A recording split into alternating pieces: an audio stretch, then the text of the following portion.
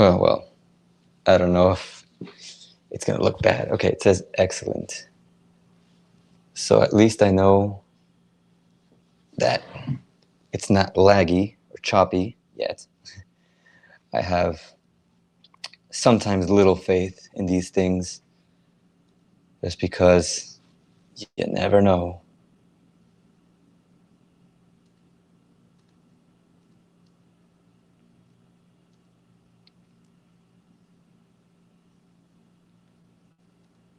Let's see here.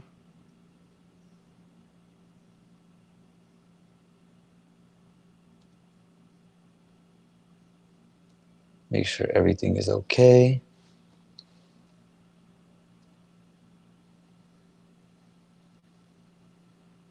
I think it's live. Let me see here. Go on to YouTube so that way I can have my stream open. Okay, yes, it's live. Nice. It's funny because I have to watch myself here, and make sure that the settings are good over here, and also move around the scenes. I should have started with the starting soon scene. Well, it doesn't matter. I think this is fine. So, it has been a while. Our last live stream was actually on the day on Valentine's Day. So it's been over a month at this point. But there's just, I mean, you can't update everything at every moment because then it just feels well, at least in my opinion, it just feels kind of like you're updating little things and it's not like a big thing. Like if something huge happens where like, oh, like something crazy happened, then I would say like it would be better to probably have more frequent updates, but I haven't felt like something huge has happened. Of course, if we want to talk about the corruption, yeah, a whole bunch of things have been discovered and every day something new seems to pop up, but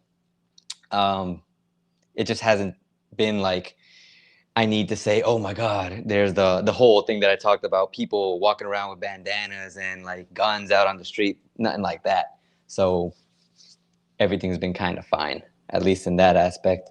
But we're going to talk a little bit about some of the things that I've been reading up on, some of the things that I've been able to see, because of course, a lot of the things that YouTubers such as myself, Don Shader, Fall Off the Map, Live Love Abroad, um, Alvies, like a lot, and Jolie Farms, like what the things that we could talk about are just like personal experiences. So it's kind of hard to just, you know, say what's happening around the whole country at one moment. Of course, unless you get the news articles, which is what I did. And that's what some of the things we're gonna talk about, and some extra things also that I've been wanting to talk about because it's on Reddit and there a lot of information is shared and a lot of opinions are given. And in fact, a little bit of a I guess you could say update and a heads up. I recorded a video with some friends and we're going to react to some of the most, I guess you could say, controversial takes about Ecuador. Unfortunately, it's going to be mainly in Spanish. For those who want to learn Spanish, it's a good opportunity. But for everyone else who prefers to hear it in English, unfortunately, the whole video, except for my intro, is in Spanish, and I think maybe the outro too. But I think it's a really good video because they're topics that a lot of people don't seem to go out and talk about like openly, just on sites like Reddit and of course Facebook and stuff like that. People will give their opinions, and I kind of sometimes like to think that, not like because I like to think it, but because that's what I think happens.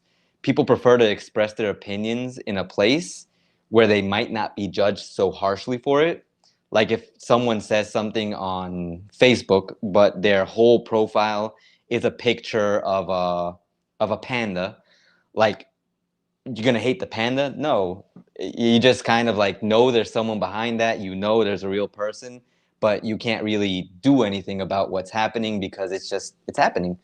They're just talking about it, and there's no real person that you can like direct your responses towards.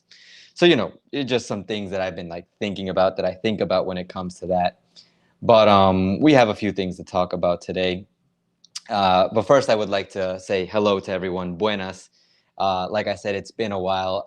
I hope you're doing well. Hello to everyone. Um, Feel free to say hi as well. I'm always happy to chat, to answer questions, to talk about things that I can, of course, talk about based on what I've seen. I guess I could give a little bit of a personal update in terms of what I felt with the situation, and I'll stop looking at this so I can focus on you guys. So see, what I like to say or what I feel has been the situation so far. I like to say it because it's it's going to be different for everyone, of course. So I have to tell you how it is for me. And what I've at least been able to experience is the fact that at least for me, the situation just feels like it's gotten so much better, at least in terms of feeling safe when I go out.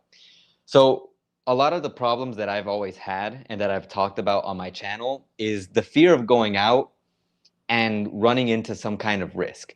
Yes, that does still exist, of course. It's not like I can just go out there and, like I always say, flash around my phone or act like I have money. But at least now I feel like there's a little bit of an added layer of protection. And for everyone who's like messaged me recently or sent me an email or asked me something personally, like, what do you think, Ace? Should I go? I normally just tell them, like, I feel that it's safer now. You could argue that yes, because of the military, it's not safe, but the military is keeping us safe. They're actually out here like doing their job, the job that I felt the police has had to do for a long time, and they haven't been doing it. But if you understand the supposed logic behind that, is the fact that they were unable to do anything because they were restricted by the laws. If they did something, they got in trouble. So what's the point of doing anything if you're going to get in trouble for it?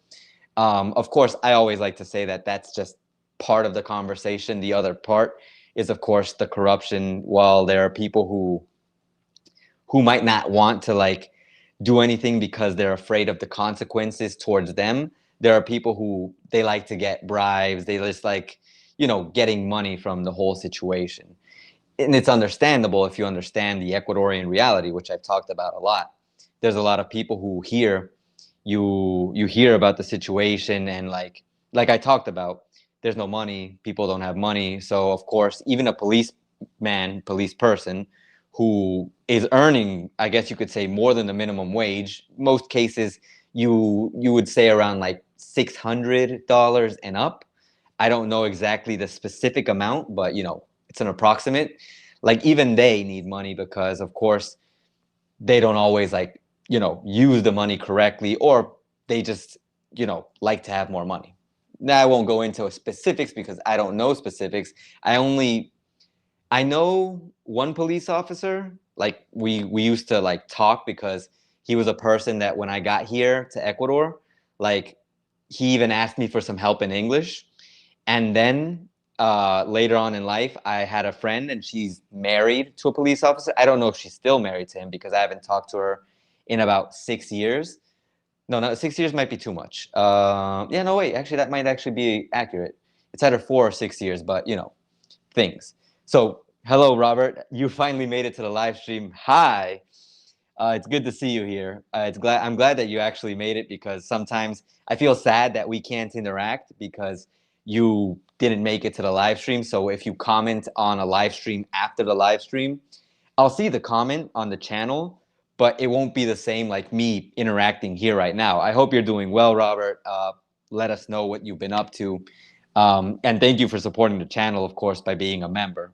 Remember, if you want to help me out in all this crisis and just in general to make more content, become a member, and that'll help me out. It's not a lot, but you don't have to pay a lot, but it helps me out a lot. Easy Fix, hello, how are you doing?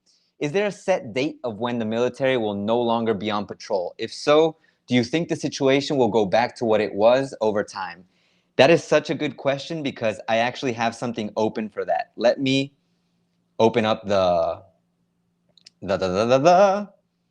the stream, the part of the stream. So I'm going to put chatting with info. So let's modify the stream. It should change. Doing well, hanging out with my dog. That's awesome, Robert. I hope you and your dog are doing well. Make sure to give your dog a treat. Today, my treat is, of course, the typical lemon water. I think this is the only thing I'm actually going to consume today. Drink, eat. I will drink normal water throughout the day, but this is what I'm going to eat. It's lemon water. For anyone who hasn't been on a stream before, on one of my streams, I always make water. I add 2 lemons, or limes for anyone in the States. Squeeze out the 2 lemons, of course, take out the seeds. And I throw in some pink salt in order to get some electrolytes. It's like my energy drink, and sometimes, depending on the day, it's the only thing I eat. Because don't feel bad about that. That's just a health thing. I do intermittent and prolonged fasting. So today I'm more into the idea of fasting full time today. So the thing that I wanted to talk about, and goes into the question that Easy Fix said. So Noboa is to extend, and he did extend, the state of emergency for 30 days, because this article was on the 23rd of February. And of course, with the extension of the state of emergency, that means that the military is going to be out on the street for even longer. In theory, for another 30 days. Now, the idea of when that's going to end, there's the possibility that the military being on the street will never end. And the reason why I say that is because Noboa, the things that he's doing, for anyone who watched my previous update, the EVA update, the thing that Noboa said that made everyone mad video, in that video, I give an update on the EVA, the tax increase or the VAT increase. And the reason why Noboa is increasing the VAT is in order to be able to pay the military to be able to stay on the streets even longer. So what does that mean? Basically, if Noboa decides to, well, first he decided to extend the state of emergency. So the military stays on the streets no matter what for an extra 30 days. But with the VAT increase and with the idea that he's going to pay them to stay on the streets, it could be indefinite until Noboa is no longer president, that the military is still going to be out on the streets, which means the situation in Ecuador, depending on your perspective, either gets better or it gets worse, or quote unquote, it stays the same. Because if you think about it, the way that I think about it, it's the fact that it really depends on how dangerous your area was in the first place and exactly how prevalent is the presence of the military in the area that you're at. For example, if you live in Guayaquil and you happen to live in the most dangerous neighborhood in Guayaquil, but there's military presence now, there's a thought process that either the military is going to stop the crime because no one's going to want to go out while the military is there. Crime, no, it's not going to happen if the military is there doing something about it, or vice versa, because they want to fight the military. There's going to be a whole bunch of, problems in the area that you're in. If your area never knew trouble in the first place, for example, if you look at the videos of Jolie Farms, I mean, I would swear that they're in the most peaceful area I've ever seen, ever. And it's just hard to believe that even now we're in a crisis if you watch one of their videos, because they're just in such a green area, and that's great. I'm not saying it's a bad thing, by the way. I'm just saying that the perspective is going to change depending on what city you go to. Over here in the city I'm in, I see the military from time to time. I even posted a story on my Instagram where I was at the comisariato, the paseo shopping, and I was at the food court. And while I was at the food court, they were playing, there's the TVs, of course, and the big TV, it was playing a rugby game. You could watch a rugby game, and I saw the military doing a lap around the the paseo. So they were there, and it wasn't like they were there the whole time, of course. Like they would spend a considerable amount of time in the food court, like maybe around 20-30 minutes, and then they kept going. And I don't know how long they stayed in the whole paseo as a whole, but they were there. So in theory, their presence made me feel safer because I knew that there was less likely of a chance of something happening in that area that I was in. But remember, I wasn't at the paseo shopping just those 30 minutes. Before they arrived, I had already been there for about 30 minutes. And while we were ordering some food to go, we were there another 30 minutes. So it's hard to say that they were going to be there the whole time or that their presence was going to make a permanent difference. There's not enough military, or there's just not a way to fund them to be able to stay that long, to be able to watch out for us at this moment. But I was happy that they were there. I've seen them around the city. I've seen them various times. So it's less dangerous, you know? All right, so Robert, the lemon actually helps keep the throat in good condition. Exactly. That's why I like to drink lemon water almost every day. Some days I don't, just because I feel like I've had, like, for example, 5 days of lemon water, then I stop. But, you know, most of the time I do like to drink lemon water to keep my throat good and just as a way to eat something when I'm not eating anything else. LDD, hello. Like your live stream, but you need to get to the point. The point is that the military is here. It's good that the military is here. They're going to stay for these extra 30 days. And assuming that the VAT increase goes as planned, which I don't see how it can't, but assuming it goes as planned, we're going to have more money to be able to pay the military to stay for even longer. And will that make the situation better? Depends on your perspective. This is where we have to get to another point, and really quick, I'm just going to go back to this just chatting scene because I want to open up something else that I already have it open, but I want to make sure that it's good.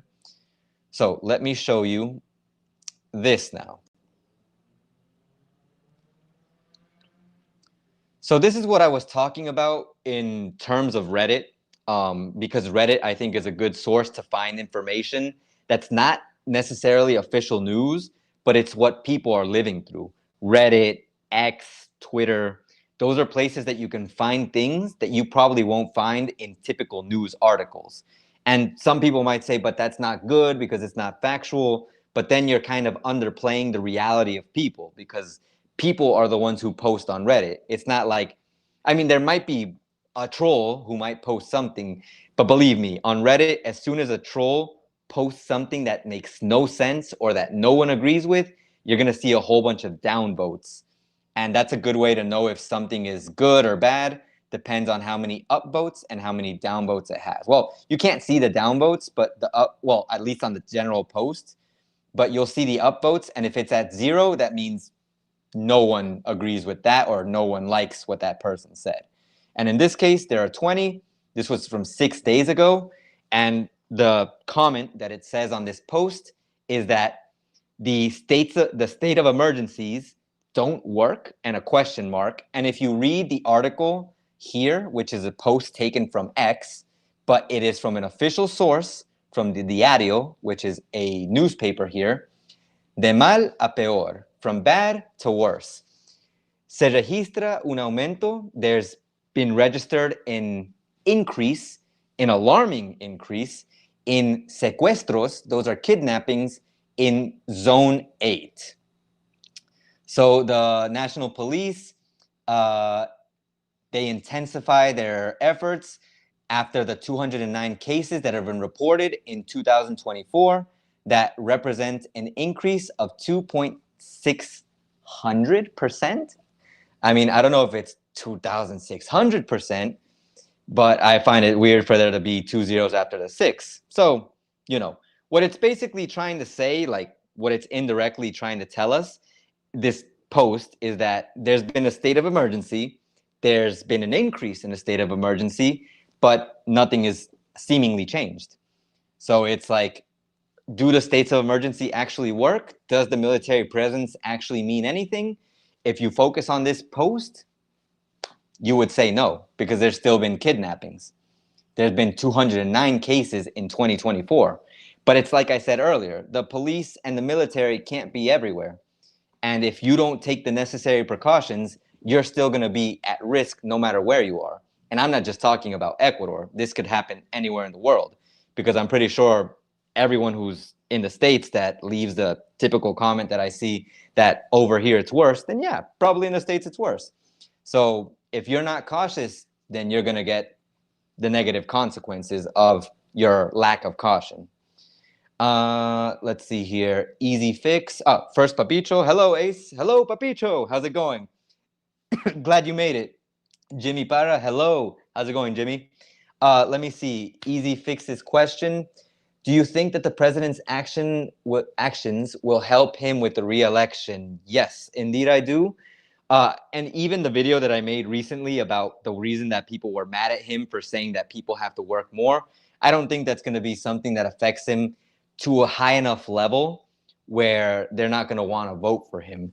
The only reason I feel like people wouldn't want to vote for him is if something extremely terrible happens. We have to talk about something like next level. Jimmy is saying, vamos a hacer lo que hizo Bukele. Let's do what Bukele did. I mean, that's an option, but even Noboa has said it himself. He does not consider himself to be like Bukele because he actually wants to follow the rules that are set in stone. Like, you know, he can only be reelected a certain amount of times. But I think Bukele went past that and he's allowed himself to be reelected or have the possibility to be reelected as many times as possible. I don't necessarily think that's a bad thing if he's doing a good thing for the country. I just don't like the idea that you have to overstep certain rules in order to do, you know, these kinds of things. Don, buenas tardes, mi hermano, my brother. How's it going? You know, I've been like, you might not believe me, Don, but I've been like a week like thinking of sending you a message, and I'm like, I don't want to bother him with Ecuador stuff because he's probably enjoying his time in the States. So I've just kept like saying, I'm not gonna bother. I'm gonna wait and then you released a few videos a few days ago, and I was like, that's awesome. It's great to see the videos back, and it's good to see you, and it's good to hear from you here on stream. Everyone make sure to say hi to Don Shader. Let's see here. Jerry, over 30 days I spent in Ecuador, half of which were doing the alleged emergency. I spoke to one person who was opposed to Noboa's emergency. The taxi driver said, ya que se metió, tiene que seguir. Yeah, he's there. He has to keep going. And the thing is, he has to keep doing good things because, like I said, it's very easy to sway public opinion if there's a good reason to do so. For example, like I said, something terrible has to happen in the country.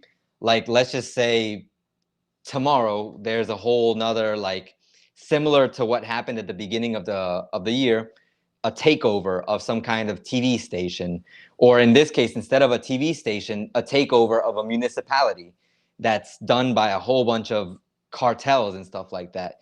If something like that is permitted to happen with the increased level of safety, people aren't going to believe that there actually is safety with what Noboa is doing.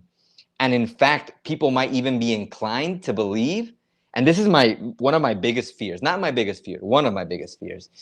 People might be inclined to believe that the structure of working hand in hand with the mafias is better than trying to get rid of them completely.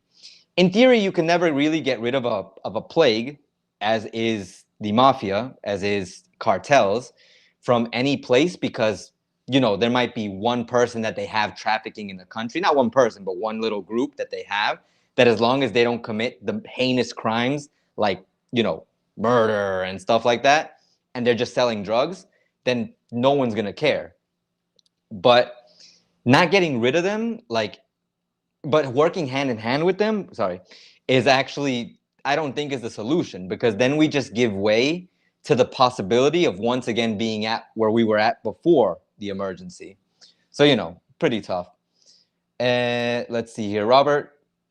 Nice to see you. Just watched your latest video on taxes in Ecuador. I watched the whole series of the taxes series, and I don't think anything that Don said was bad because he did the research. And if the research shows that, then there's no problem with it. But there's just conflicting thoughts because there's a lot of ideas that come into mind as soon as something like that comes out. Like you hear tax increase and the possibility of being taxed, and it kind of does startle you, no matter who you are. As Ecuadorians, like I talked about that in my Ecuadorian video about the situation with the taxes.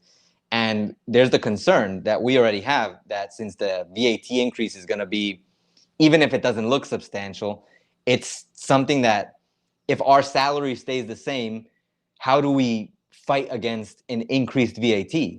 It just seems kind of ridiculous, you know? I don't know. It's just something that I worry about, and I think other Ecuadorians who might be here or in general in Ecuador might worry about. But, you know, there's things and things. So this is the situation with the state of emergency, the Reddit post that I saw. Really quick, let me go to the just chatting scene. I do want to see if I can read the comments on this. Okay, cool. Yes, you can read the comments. They're in Spanish, though, so I'll translate them for the most part. Let me put this back up. So if you see this, the first comment here, which is one of the ones that are most liked, there might be others. Well, yeah, others have 4 or 5. Like this one, obviously it doesn't work. It's just to make a show, just kind of like to, oh, we're doing something, but not really doing something. They don't work, according to this person, when there are no complementary actions that try to solve the problem from the root. As with all problems, there is a problem from the root. Unfortunately, that is our case. There have been many arrests in the last few months, but what does it matter if the bands, if the mafias keep controlling the jails? What does it work if the SNAI keeps operating like it's been doing before, and when it's already been shown that that organization is corrupt? And then if you look at the comment that replied to that comment, that also got a lot of upvotes, well, 5. That's for putting people who are inept, people who don't know what they're doing, people who are not good for that position. And they can be good business people in their areas, but in the public sector, it's very different.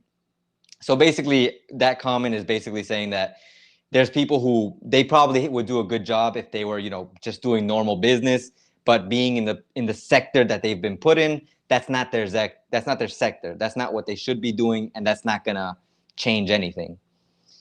If we go here to this person, it says they only work to plant fear in the population. Oops, sorry about that. In the population, but not actually fix the problem from the root. So, you know, just some things to think about there. All right, so let's continue. There are some other things, some other posts that I saw here on Reddit that I also wanted to discuss that were kind of like, you know, pretty big news, I guess you could say, if we're talking about the situation with Ecuador, of course. So let me see if I can open these up. Well, that's a funny comment that I actually saw earlier. Chatting with info. Let me see if I can open this up. Cool. Accounting Tom. Hello, Accounting Tom. How's it going? It's good to see you and hope you're doing well, my brother. Thank you very much. I am doing not badly, but not good either. I'm kind of stressed and all over the place because a little bit of a personal life update. I am going to officially now start working at a school. I won't specify which one, but I will be working at a school in order to help with the situation a little bit more here at home because the situation has been bad, really, really, really bad. Just to give you an idea, on Saturday, the Saturday that passed, my dad is the one who, of course, normally on Saturday he works. He works every day. I work on Saturdays, some Saturdays, the majority, 3 out of 4 Saturdays per month, depending on the academy, what they give me as in hours. The point being that my dad works every Saturday, every day of the week, and he wanted to work on Saturday, but he couldn't because he didn't have enough money to invest in resources. I don't think invest is the right word to, I guess you could say, he needed to buy more food in order to, more materials in order to make more food to sell. And he didn't have enough to do that. He only had enough to pay for food for the house and some things that we needed around the house. So, you know, that's the situation right now for some people, myself included, us here, where you have to make a choice. Do you work? Well, in this case, if you have your own business, do you work or do you eat? So, it was an obvious choice for my family. For me, I could have gone without eating, but not everyone is me, so I understand that. Let's see here. Don Shader, it's good to see you. It's good to see you too, brother. Hope you're doing well. Summer Life, hello. Is it true that the president just raised the exit tax? I am not sure because I have not read about that. I could have sworn that not just now, but that there was talks about that being raised or something about it had something to do with the flights being raised. I don't know if it was the flight cost or, like you said, the exit tax, but it was a minor change. Like if you compare the price of I guess you could say buying a plane ticket, $200, it was like a few bucks, like maybe $1 or $2. I don't remember, but I don't know if it's the same thing because that was something that was talked about way before, but it felt so small that I wasn't sure if people would be like, "Oh, but that's just $1. You're making a big deal out of it." So I'm not sure if it's the same thing. Jerry, Argentina taxed me when I left the country. That sucks. Candice Hayes, longtime viewer. Hope everything is doing well your way. Thank you for the great content. Thank you, Candice, for checking. Oh, no, wait. Canticle. Canticle Draw. Sorry. I'm reading the screen super small and I couldn't read why don't I read it over here? Oh, no, it's because it's kind of blocked off. Thank you, Canticle. I try to help wherever I can, and I try to make the content as informative and fun as useful as possible. Sorry about that. Thank you for being a long-time viewer, actually. I appreciate the support. Everyone who watches the content, remember, you don't have to be a member of the channel. Just by watching, you're helping me out a lot. But of course, being a member, donations, they help out even more, especially in these tough times. Accounting Tom, I hope it gets better because I'm ready to come back to Puerto Viejo in July. Hopefully, yes. We have hope. I mean, the thing that I can say, I guess you could say kind of a conclusion, not a decisive conclusion, but my conclusion, my personal idea is that everything that's being done is helping. So there's no way for me to believe, even if I see the bad things happening, I think I talked about it a little bit before. Bad things need to happen in order for good things to happen, So there's hope as long as we keep doing the right thing and we believe in what the president is doing. There's still support for the president, and we keep going in this direction. Because yes, there's going to be pushback. Yes, not everything is going to be perfect, but I do think things are going to get better if we keep doing things the way we're doing them now. So yeah. A lot of countries charge an exit tax. Hi, good afternoon from Milagro, the coastal part of Ecuador. Hello, let me make sure I say this right. Kerli, because last time I read something, I should read it like this, put it in my face. Thank you for checking out the live stream. I hope you're doing well. I hope everything is good. That there is a Milagro in Ecuador. Yes, there is. I've actually heard a lot about Milagro. I just never been there. So, well, first let's start off with this Reddit post, the first one that I had opened up over here. The situation right now, someone is asking, they're in Peru and they're considering going to Ecuador. How's the situation? Is the land border open? A lot of people might have seen the update already about that.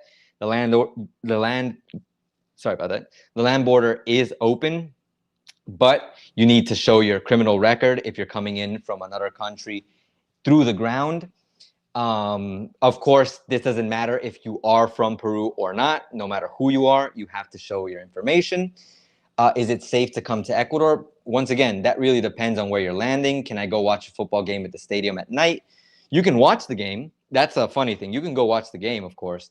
Just make sure if you watch a football game here, a soccer game, try to be with people that you know, because sometimes things don't go out well depending on which team is playing. There's a long running joke that Barcelona, Ecuador is one of those like dangerous teams because of their fan base.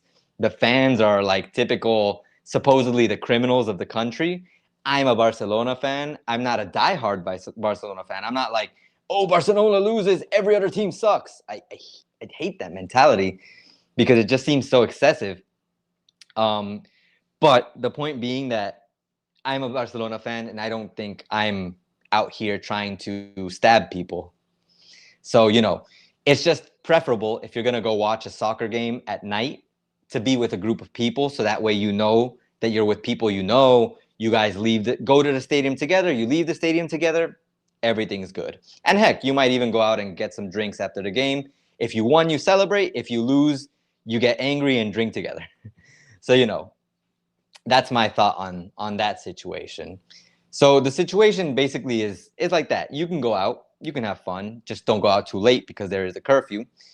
And of course, take the necessary precautions because like I said before, no matter how much police or military presence is out there, like we saw in the post earlier, there's still kidnappings happening, there's still crime happening because the police and military just can't be everywhere. I mean, I would be okay with a military person standing on every corner of the streets of Ecuador. It would be really awkward and people would feel really weird about that probably. But like, I would feel like if you want guaranteed safety, that's what you would have to do. And that's just not something that I think is going to happen. All right, so let me read some comments. Yes, Milagro is in Ecuador, 1 hour away from Guayaquil. Yes, I knew it. I might have to go to Guayaquil soon. I'm not sure. Still doubtful on that one. I hope not. Let's see here.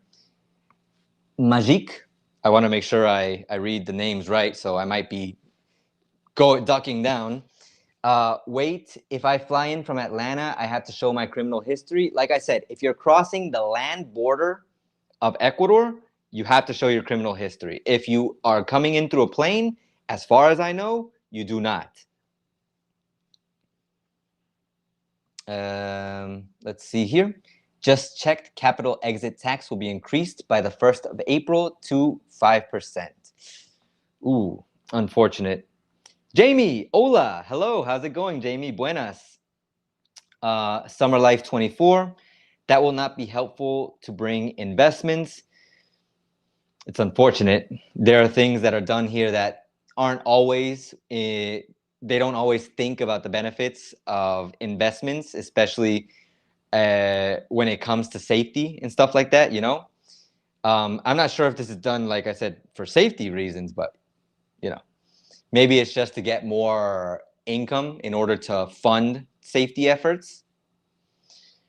Attending a Boca Juniors game is an experience of a lifetime. Those fans are insane.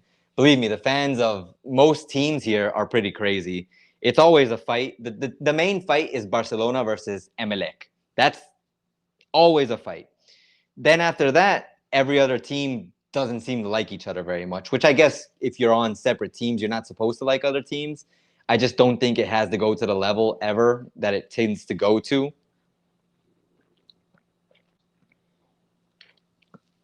But maybe that's just me.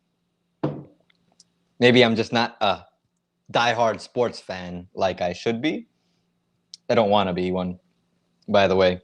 I love sports. I just don't want to be excessive about my love for sports. I'll buy the gear if I have money for it.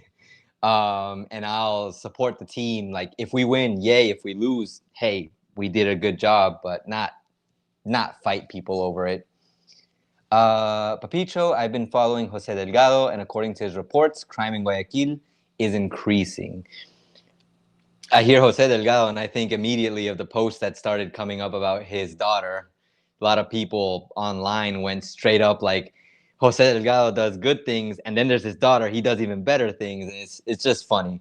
But if we're talking about the same Jose Delgado that I'm thinking of, but I mean, I'm not surprised. Honestly, it's Guayaquil. It's a big city.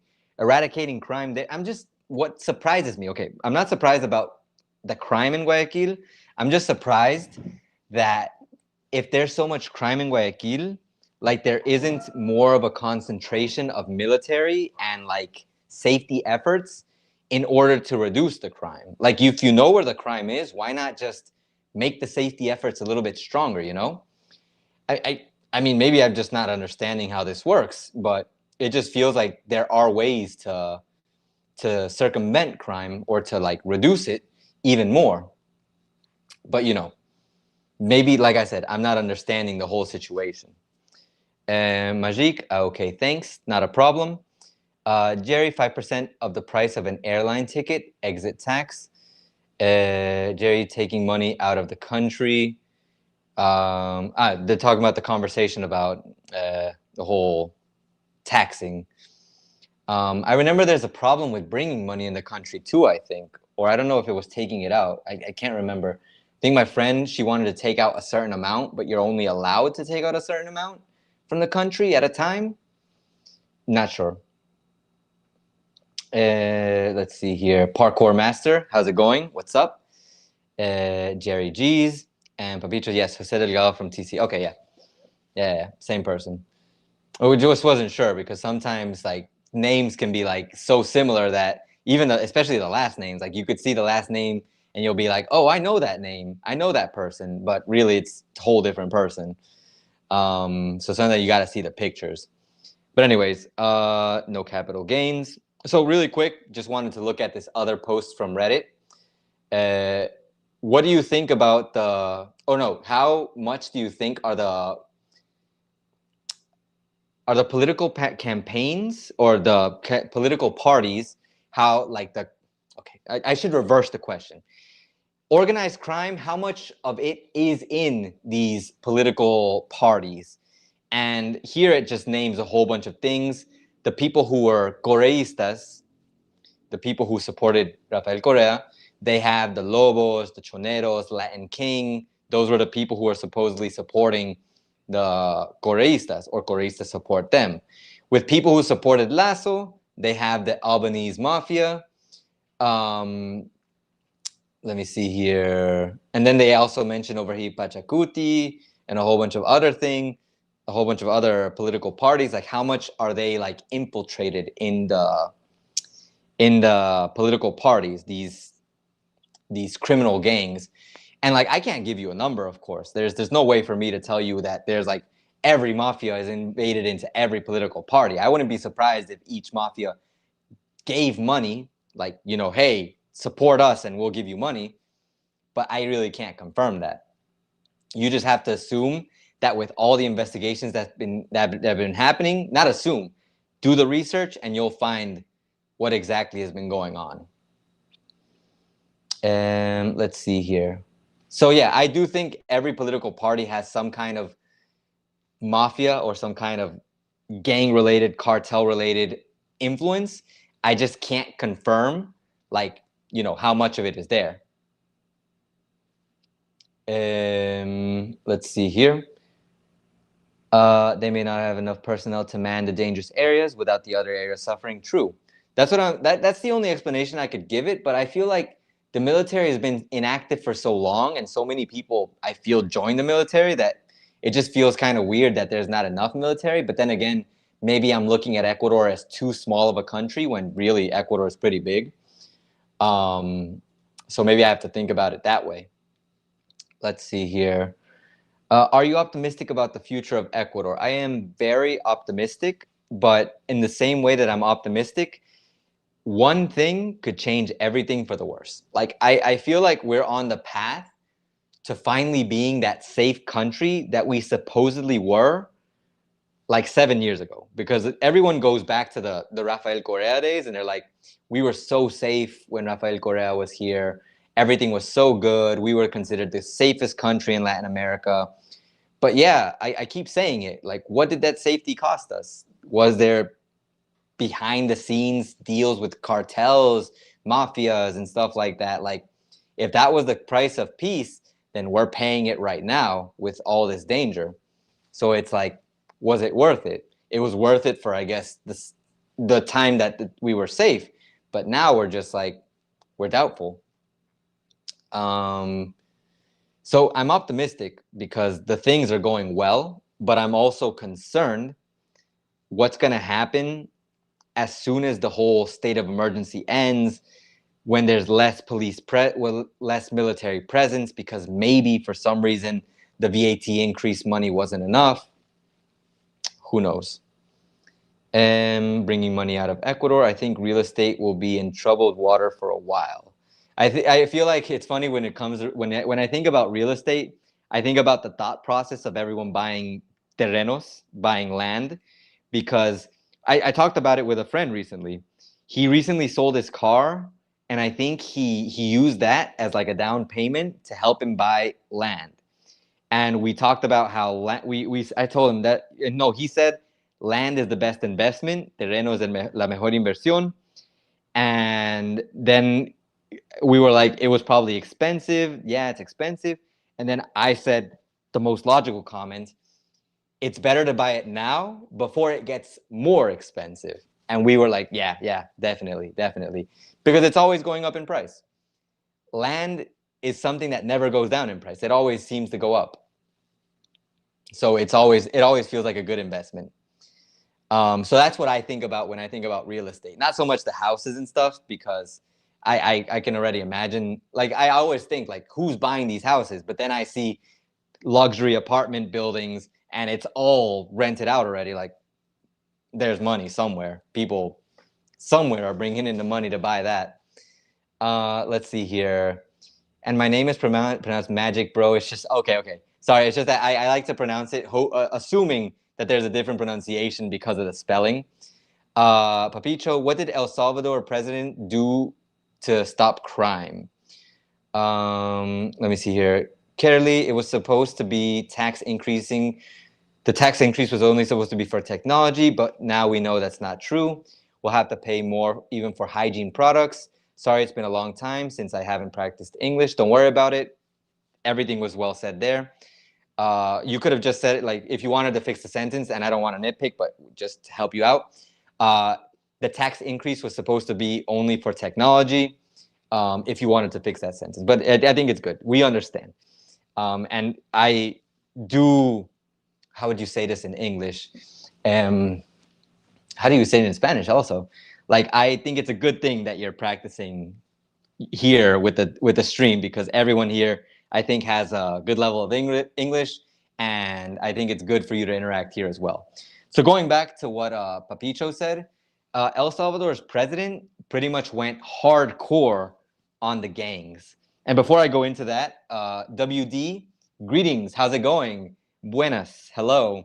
And Robert Lee, hello, this place has no hope in the future. Economy here have almost broken. It's kind of extreme, but I do feel if you're an Ecuadorian, most of us, some of us, a part of us do feel that way. So going back to what I was saying about what Papicho said, the president from El Salvador, without going into details, because I don't know the whole plan that he did, but I do know that he basically took the extreme when it came to crime.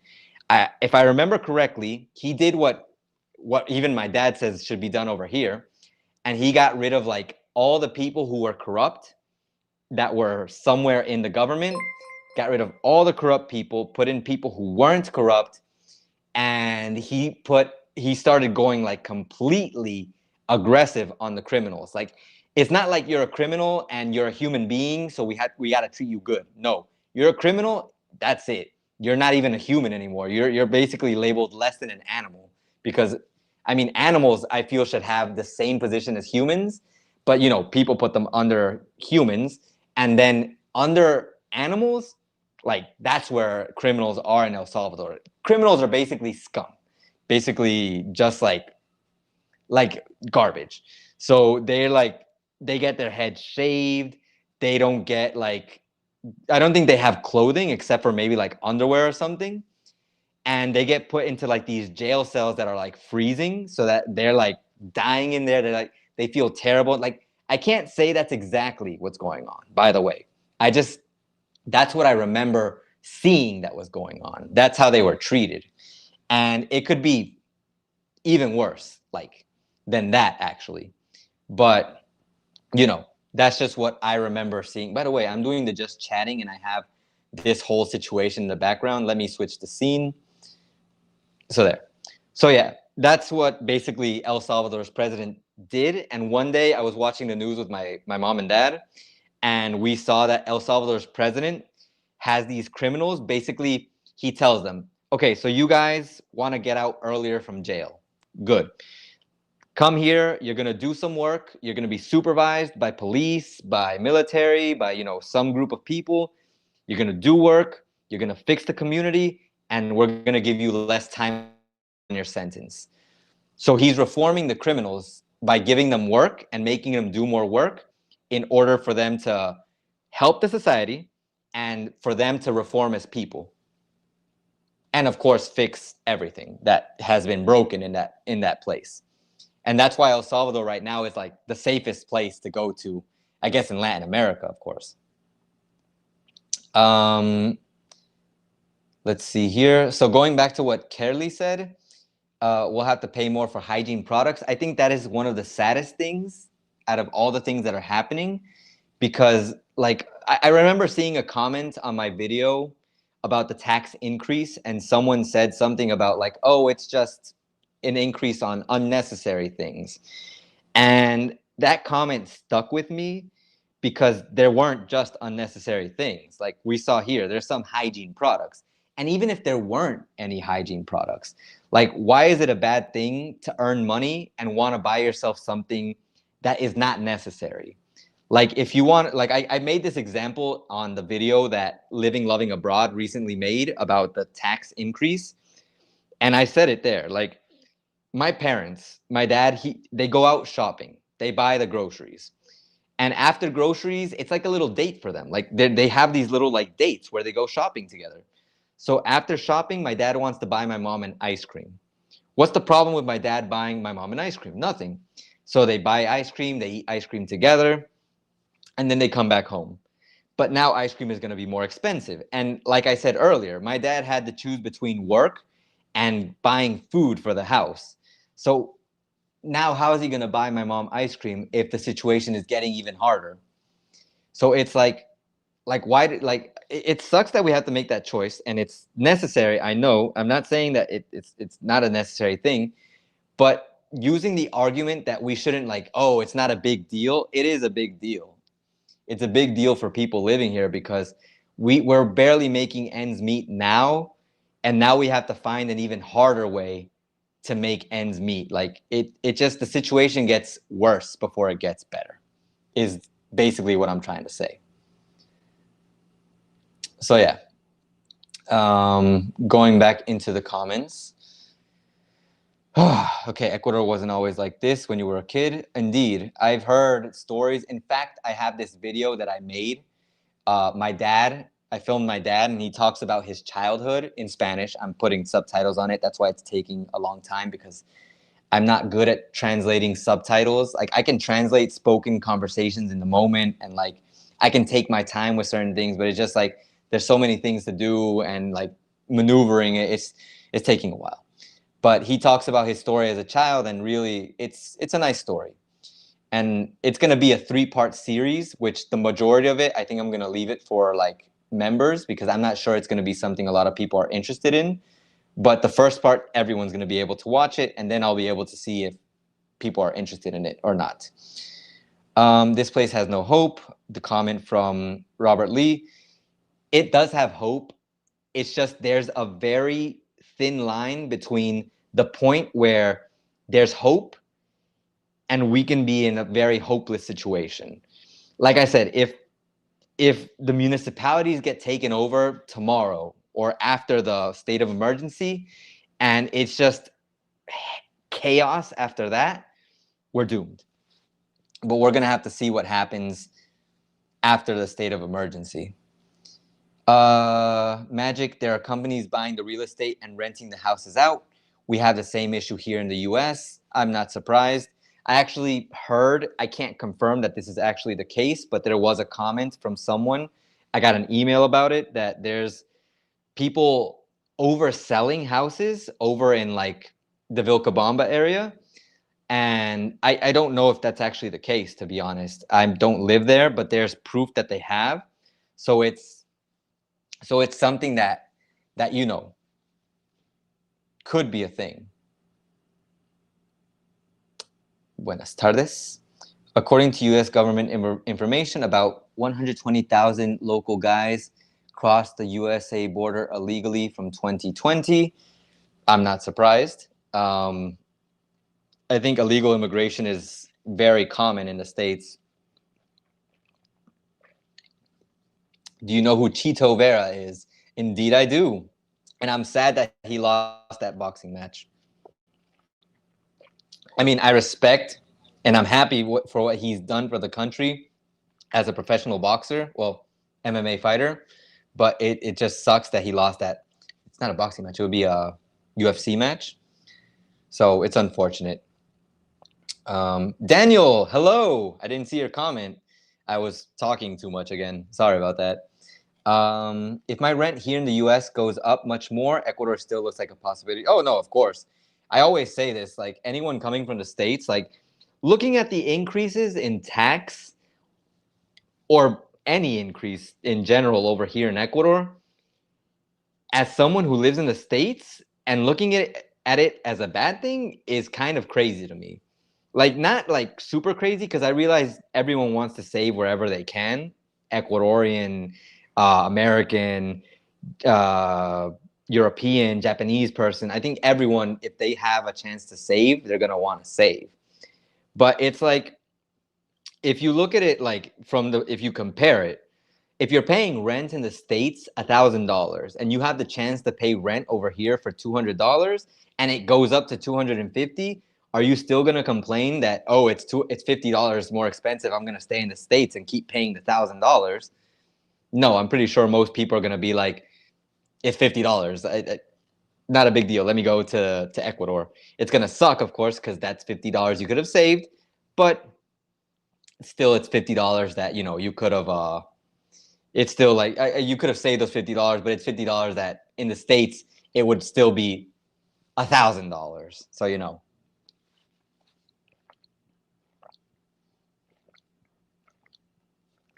Mundo Blanqui Azul, hello. El Salvador is a lot safer than the US by far. It probably is. With how they treat the criminals, who wants to be a criminal in El Salvador? Jimmy Para, a mí me gustan los venezolanos, colombianos, peruanos, etc. So they like the Venezuelans, Colombians, Peruanos. I have no problem with anyone, anywhere in the world, really. Neither. I find it so weird, and that goes into I'm guessing you're talking about the article that I had pulled up earlier about the xenophobia.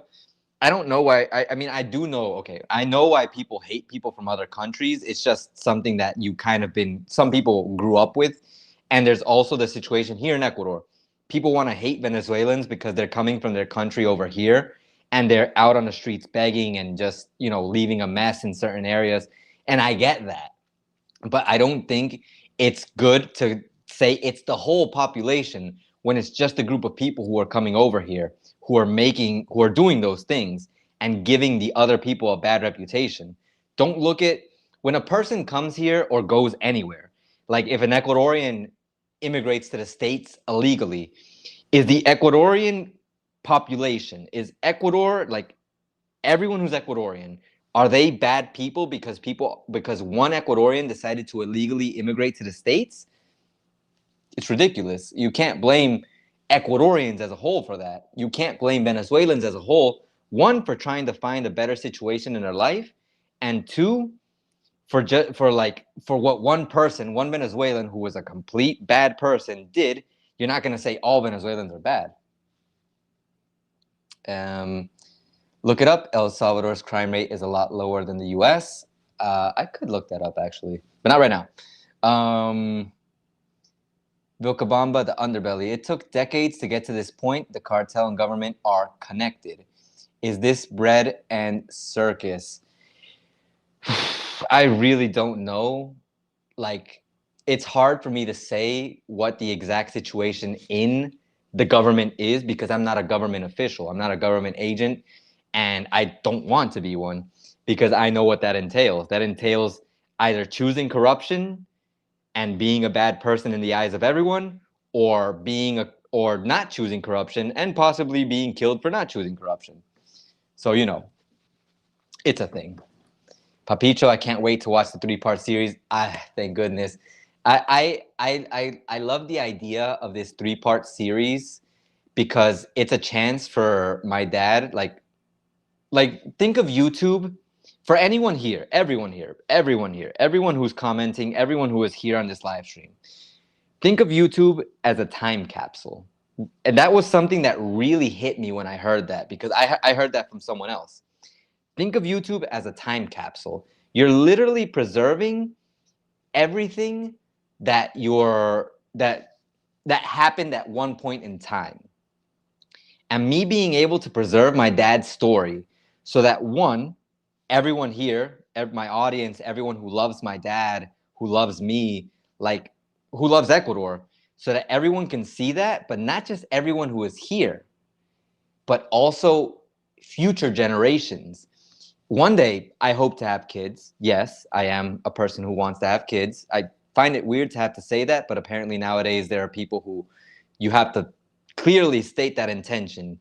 You want to have kids or you don't want to have kids. Okay, I'm part of the group that wants to have kids. And I would love for my kids, if they don't get to see my dad like as he is right now, I would love for them to see him as he was at the moment where he told me his story. So it's gonna be really cool to have that 3-part series. And like I said, I'm only gonna post the first video, which hopefully comes out next week because I'm almost done with translating it to English. Then I'll also add auto captions in other languages, but English is gonna be the main subtitles that I put on the video. But as soon as that video is published, I'm gonna see what the general take of everyone is. If it gets a lot of good views, then cool. That means the rest of the series can also be public. But if I see that it's not something a lot of people are interested in, I'm going to leave it as a members only video. And I know it's unfortunate for anyone who wants to see it and isn't a member, but it's just YouTube is kind of punishing with certain videos. And if that video tanks, as we say here on YouTube, does poorly, then it's going to affect the whole channel. And unfortunately, as someone who does YouTube as not just, it's not just a hobby for me anymore. It's part of it's my business. And I know that's going to sound weird because YouTube, I make videos, that's a business. Yes, for YouTubers, all YouTubers, more than me, they view YouTube as a business. And YouTube, like, if you don't view it that way, then you start to fail. So I've started looking at YouTube more and more like a business. I have to be consistent. I have to give good quality. I have to listen to what everyone's saying. So, and understand the market. And if people aren't interested in my dad's story, then I'll leave it for the members who I think are very interested in my dad's story and me in the channel. So, but I won't go too much further into that anymore.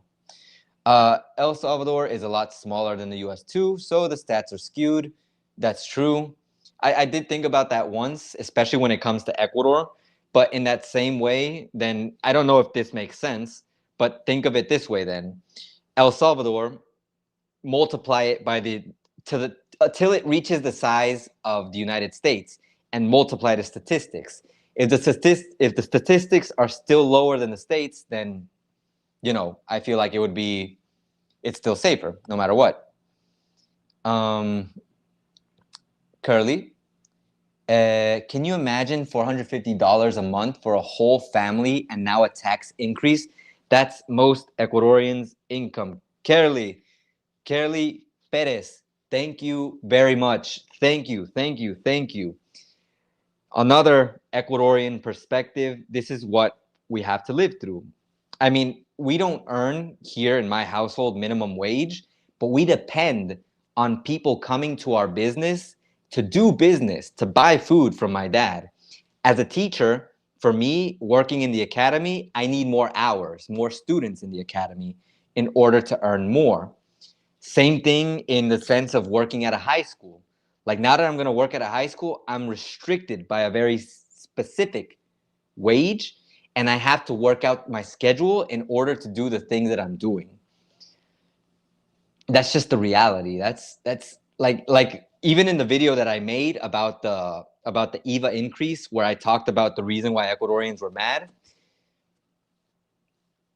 I have to work 3 jobs in order to make the situation be a little bit more stable here at home. And even that might not be enough, because what I've noticed is every time I give more to the house, we need more, because unfortunately the situation doesn't get better, it gets worse. But that's the economic situation, not the crime situation. They're kind of linked, so hopefully when the situation with crime gets better, we'll get better too, but you know, we'll see what happens.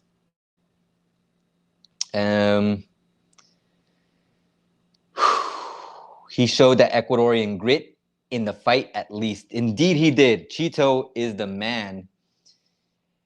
I wish I could support Chito, because he seems like a cool guy. I would love to have him on the channel for him to talk about how he got into what he did and everything, because it was hard from what I understand. From what I understand, he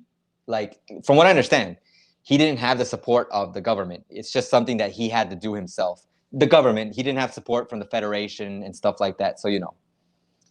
Does Ecuador have a nomad visa? Jamie answered the question. Yes, they do. Bible Samurai. Hello, Bible. So the crisis is chilled out. I mean, it's just chill for a normal person like me to be able to like feel a little bit safer out on the street. But if you're in a city like Guayaquil, if you're in certain parts of big cities like Quito, you still have to take super big precautions. In Guayaquil, I don't even recommend going to Guayaquil. You can. I'm not going to say that everyone is going to have the same experience. You can go to Guayaquil and be safe, but why would you risk it when you can go to some other place that's less dangerous? I've lived overseas before, so I would try total immersion. I'm wondering if you're talking about the language, because immersion is very important for learning the language. Daniel, apparently a number of foreigners have been drugged by Colombian women who came to Ecuador. But like you said, you can't blame like Ecuadorians for that, because it's Colombian women. Yeah, it's a thing. You never know what's going to happen. You can't blame all Colombians for that. Colombians are great. It's not all people who want to be bad and come drug people like that. Exactly. I've seen that too. Yes, there's a lot of cases of the whole, I wouldn't say roofie, but like it's more the scopolamina situation. Scopolamine, I think it's called in English, that people get. Like the scopolamine is horrible. I've talked about it before on the channel, but basically you get like this powder thrown on you, and if you breathe it in, like you breathe it in, you become like a puppet for the person who's like there with you. So the person can like manipulate you to go withdraw money, to take you to their house, and they basically have their way with you. Which, if we're talking about like, the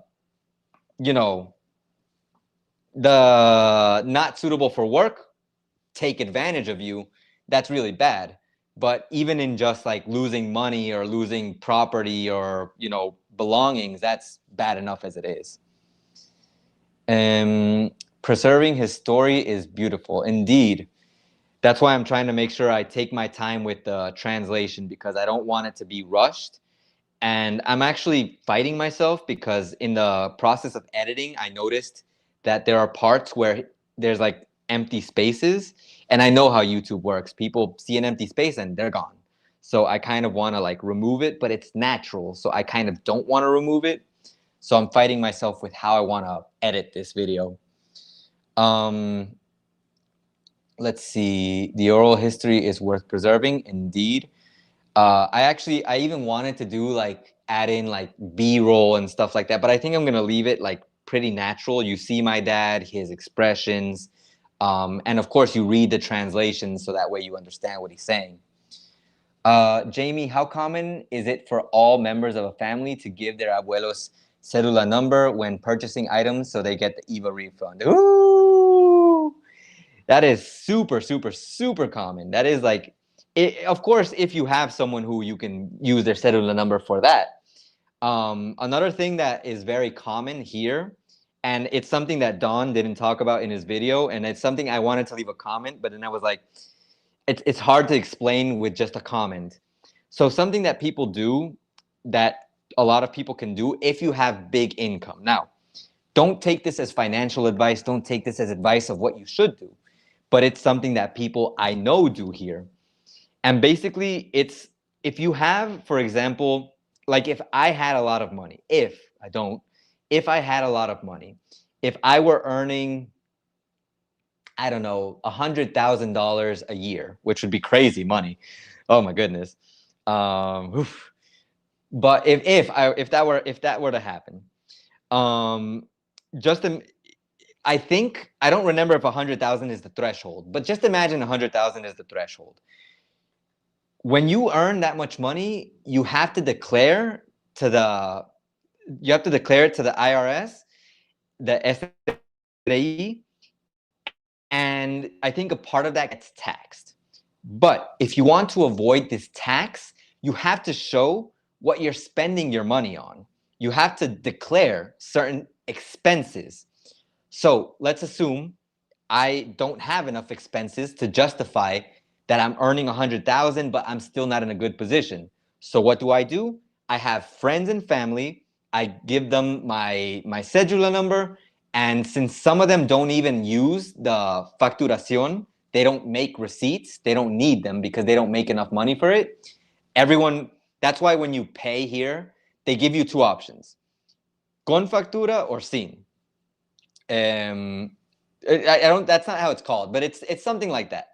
So basically, if it's con, they give you your information. Like you put in your cedula, and then afterwards you get a receipt that is specific to you. But if you say sin, you just get a generic receipt, and that receipt is just whatever. So basically, what the people who earn a lot of money do is they give their cedula number to a whole bunch of people, and those people, whenever they buy something, that expense will be put into the cedula number of the person who's earning a lot of money. So like I said, if I were earning a lot of money, then I get a whole bunch of people to just use my cedula number, and then afterwards, when I have to declare my whole taxes situation, I don't have to worry about that. I don't have to worry about being taxed for earning too much money because a whole bunch of people used my cedula to make their receipts. So that's a workaround that most people use here, aside from using your abuelo's cedula number. WD, I hope my old brain can take in one more language. I used to speak French and German. Believe me, once you're here, you're going to be fine, especially if you have the desire to practice. And since you know or you knew various languages, it's probably going to be easier for you because you probably have that capacity to be able to do it. Parkour master, how many hours a day should I study Spanish for? It's if you want to use the typical, I guess you could say, the baseline that we talk about as teachers at an academy. For example, if I give 2 hours of classes, I tell my student you have to take those 2 hours and practice 2 hours at home. So that's 4 hours. So you could assume that it depends on how good you want to get. I'd never recommend going over the amount of time that you feel that you can withstand.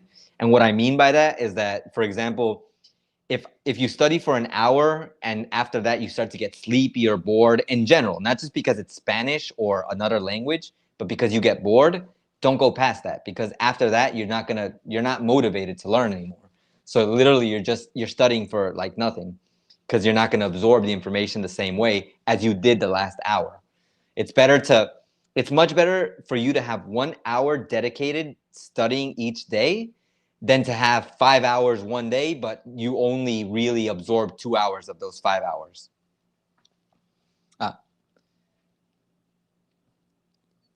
How quickly do you want to become fluent or a B2, C1? That's another important question. Of course, the more you study, the faster you become better.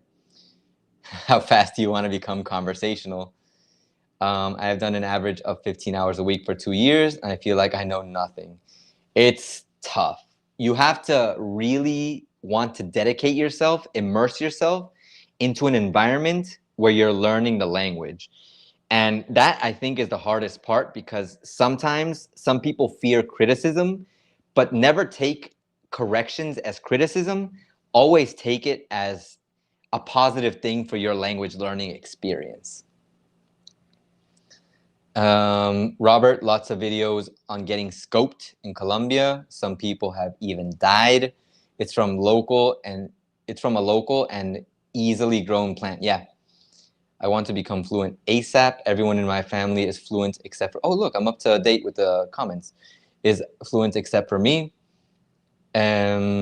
Honestly, baseling is expensive at $149 per month, but you can book an unlimited number of classes. I had to push through a couple of grammatical issues. De maldito subjuntivo. I did it for a year, and my main instructor told me to take the test, and I did. It was always, COVID times also gave you a lot of freedom to be able to do that. Freedom in the sense that you didn't have much other things to do in COVID anyways. Like, I was stuck at home, and like, I got to take an advantage. I did take advantage, and I made my YouTube channel. Let's see here. Kerly, how did you become English teacher, and how did you learn Spanish? That's an interesting story time. I might tell this again in a video, but for everyone on the live stream, I became an English teacher basically by going through the official process. First of all, I learned English because I lived in the States, and my English was perfected over there to the point where if you hear me speak English, suena mejor que cuando hablo español. Cuando hablo español, sueno como un extranjero. When I speak English, I sound like a native English speaker, which I am. I consider myself a native English speaker, but I consider myself a mix of American, Ecuadorian by blood, American because I was raised in the States. So basically, I have to give an update about italki, by the way. I tried to become a teacher on italki, and they're so full of teachers that they can't accept other teachers. And I was like, stressed. But anyways, going back into my story about becoming a teacher. And well, first, hello, Magnus. How's it going? Hope everything is going well for you in Mexico. But anyways, like I was saying about my story about being a teacher, I went through the process. At first, I went through the university. I studied at the university. I gave private classes to certain students because certain people, because they knew I spoke English, so they wanted me to teach their children. So I was like, okay. And I tried that. But at the beginning, I was really bad because I didn't understand grammar that well in English. Like, I understood it because I could speak it, but teaching it was different. So I became a teacher. Like, I got my degree at the university. And during the time that I was in the university, I taught at a school. Then I substituted at high schools. Then I substituted at more high schools. Then I officially started working at the academy when I finished college. And then I worked at a high school. And then afterwards, the rest is history.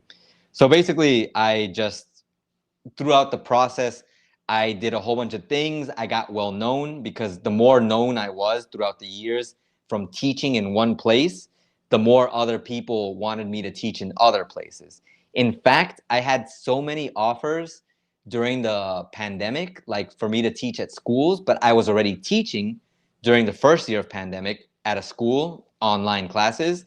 And then after that, I just didn't want to be a teacher anymore because being a teacher here doesn't feel fulfilling enough, honestly, unless it's like in an academy because people want to learn there. But everywhere else, you just don't feel the motivation because the students don't really put in the work, and even the institute, the high schools don't really feel like they want students to learn. They just want people to be in the school, pay the school, and talk good about the school. So it's not motivating, you know. Daniel, I can speak Spanish, but that's colloquial terms. With Ecuador, like Alaska, that's crazy hard to learn. There's things that you learn through the process. I'm actually planning on making a video with more expressions. I already made a video with expressions once with my friend Kayla, and I'm planning on making another video with my friends talking about Ecuador expressions as well. Hopefully we have time to do that one of these days when I'm working at the high school. Oh, that's gonna suck. Guys, please. Send me your power. Send me the spirit bomb. Ah, no, the creator of Goku, the creator of Dragon Ball Z passed away. Okay, going back into the comments. Jimmy, DC born Robs, talks a lot about Colombia and Medellin news. I'm guessing that's another channel. Jamie, I think a big part of my frustration is that I have a large English vocabulary and I love using specific words to express nuances, hard in a new language. Ooh, man, for me, the nuances in Spanish make me sad because sometimes I don't understand them myself and I have to investigate them. But hey, I learned something new. So I always try to take Spanish news and summarize it in the most consumable words possible, not like super complicated, because I feel like I don't want to confuse anyone. If I get confused, I don't want anyone to feel confused.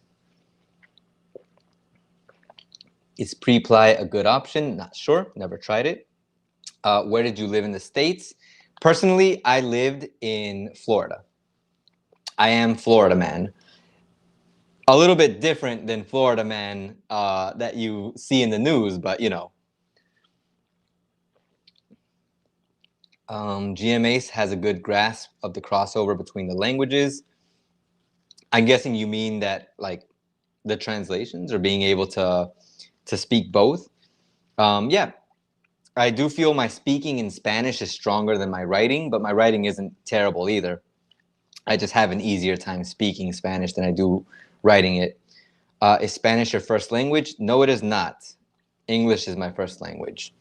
Jamie, no dar papaya. Haha. I think I talked about that somewhere. We used that expression somewhere. I don't remember where. I know what it means. No dar papaya is basically don't go and like and give people a reason to rob you or to do something to you. It's funny because you hear papaya and you're like, what does that have to do with being robbed? Yeah, it has something to do with it.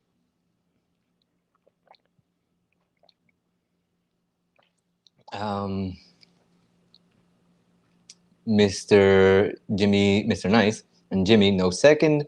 Mr. Nice, hello.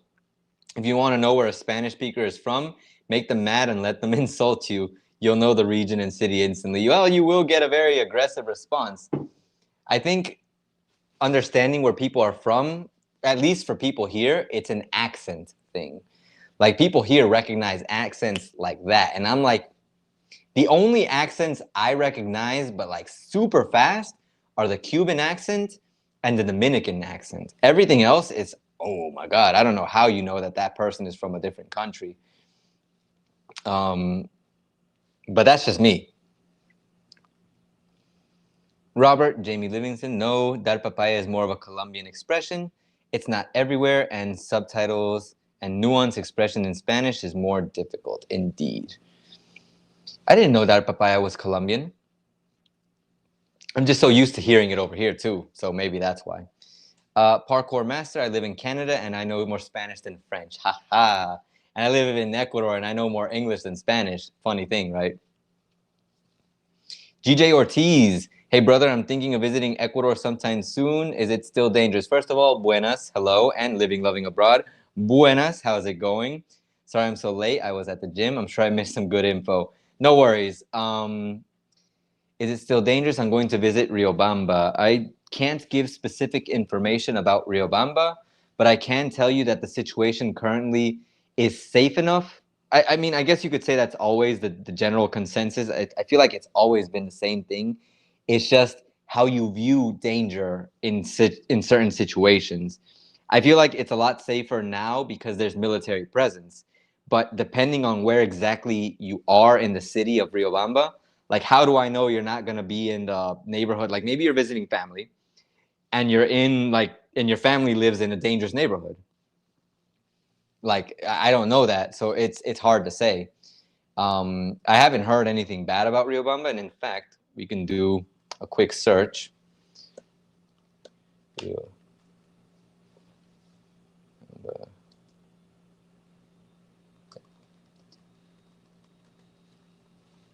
Let's see here. There was a day ago, there's 9 years of prison for a driver in Riobamba who hit a person and caused them permanent physical disability. Ouch. And there were people being detained for illegal loans of money. Ooh, there was someone detained for strangling a woman and throwing her in the river in Riobamba, apparently, but that's about it.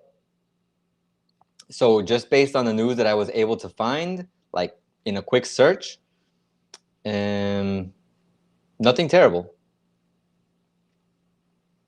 There was a car bomb 2 months ago, but that's like when the whole crisis began. So nothing terrible, really. So GJ Ortiz, from the basic, quick like analysis, you're gonna be fine. Oh, and going back to what living, loving abroad, I'm guessing Steve and hopefully LaShawn. Hope you're both doing well. Everyone, make sure to say hi to living, loving abroad. We talked a little bit about the crisis, not going into too much detail, but the state of emergency was extended. We have 30 more days, of course. The military presence is going to be out on the street at least until the state of emergency ends. And because of the VAT increase, there's the possibility of the military being out for much, much longer, permanently, if things go well. I assume it's going to be permanent if there's good, positive results. If Daniel Noboa is still president, it's definitely going to be permanent. But if the presidency changes, then that's going to change as well. And something important about that too, and I think I talked about it in a video. I don't remember which one, but it was one of my last 2 videos, not the podcast episodes, the videos. But President Noboa is raising the VAT to 15% temporarily. And that temporary increase can stay as long as he's president, I think. So basically, if he gets reelected and he thinks we still need 15% VAT increase, it stays. But if President Daniel Noboa isn't reelected, then the next president can choose to abolish the 15% tax VAT increase and put it back down to, I think the permanent value was 13%, if I remember correctly. So yeah. On the coast, they dropped the S, like buen dia, yeah, buen dia, but in Cuenca, it was buenos dias. It depends sometimes. Like I say buenas, I say buen dia. The buen dia is like when I don't want to say buenos dias because it's not like the morning. Because when you say buenos dias, it's because it's the morning. When you say buen dia, you can mean like have a good day, or like buen dia, like good day, and just leave it like that. Currently, people here are worried about learning Ecuadorian slangs. I'm Ecuadorian and I don't understand most of them. Lol. Yeah, that does happen sometimes. It's because new slang is invented all the time. Even in English, I've noticed that it just keeps being updated. The slang list is just crazy at this point. And I'm like, do I really need to know all of this? Maybe not. I should be good. All right, going on. Ola Lovin. Yes, please don't forget to tell Living Loving Abroad hello. I'm happy to have them here. Change Capability Institute. I was just in Quito, seemed normal. I saw a woman who said someone grabbed her phone, but other than that, It's Quito. Yeah, it's Quito. It's a big city. There's moments where you're going to feel safe, moments where you're going to feel unsafe. I feel like the big commercial centers, like the shopping centers, those are like super safe areas. That's why I always tell people, if you're going to withdraw money in Quito or in any city, why would you do it in the middle of the street when you can just go into a shopping center and withdraw it in there? Maybe it's a pain in the butt to have to park in the shopping center, but heck, while you're there, you might as well buy something, spend some time, chill. I guess it depends on how strapped for time you are as well. But, I think I prefer safety and spending a little bit more time than not safety and, having the possibility of something happening to me. Carly Perez, slang in every language changes with new generations. Yes, I think Robert said it best himself. Lo mismo en español. All I need is an internet connection and a dog crate. You better not be stuffing your dog in that crate, boy. I apologize. You may have explained it, but what made you move from Florida to Ecuador? Was it the pandemic? I think, well, I don't know how long you've been on the channel, Parkour Master, but I've been in Ecuador for over 10 years now. So definitely not the pandemic. It was more of an economic crisis kind of situation.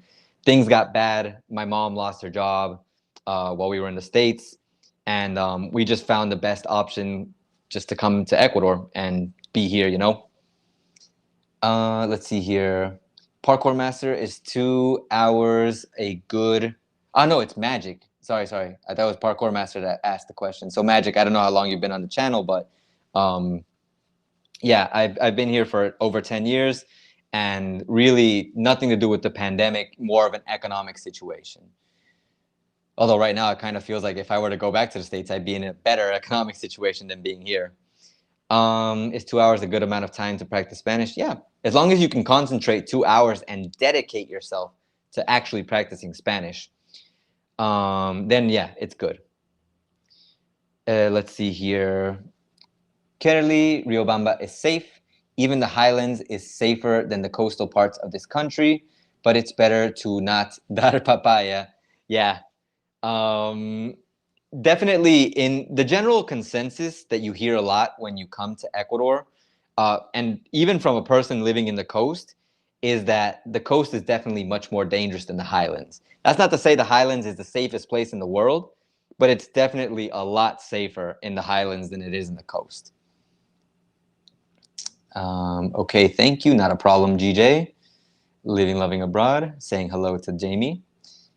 Change everywhere in the world. A little caution goes a long way. I would visit Ecuador if you're thinking about it. Yes. I mean, if you're really curious, come here yourself. If you're curious about coming to live here, we always give the advice that your first thing you should do is have your exploratory trip. You should just come rent a place in Ecuador for a month. A month, not a week, because a week is not going to show you the reality. A month will give you a good idea of what the reality is like, if you have that possibility, of course. I'm not going to tell you if you're earning, I don't know how you would be earning less than $1,000 a month in the States, but if you're earning less than $1,000 a month in the States, then you probably don't have enough money to even do an exploratory trip. But if you're retired and you have a good pension, then give yourself that opportunity. Come live here for a month and see what it feels like. And if it's not good for you, then you go. Let's see here. GM, what is your elevation? Quito and Cuenca are too high for me. I'm not sure exactly what the elevation is because I don't keep the elevation values in mind. I will do a search really quick for it. I am currently in the city of Puerto Viejo. The elevation is, according to this, 53 meters, 174 feet. Let's see here. Go into detail with topographic measurements. Topographic maps. Interactive map. It's in the blue range, so yeah, 100 feet and under. Pretty low. Average elevation, 545 feet. Minimum elevation, 0 feet. Maximum elevation, 2,100 feet. I don't know if that's talking about all of Puerto Viejo or just the whole country. And so yeah, nothing too high. Daniel, Florida, that's where Ace live is from, ironically. You know, he's been to Ecuador. He made some impressive videos there. I have heard that there's another Ace in that has been to Ecuador or makes Ecuador content, but I even got an email and I was confused because one email was a normal conversation that I felt was intended for me, and then the other email was an email that felt intended for the other Ace, who offered services that I don't offer. So it was kind of weird.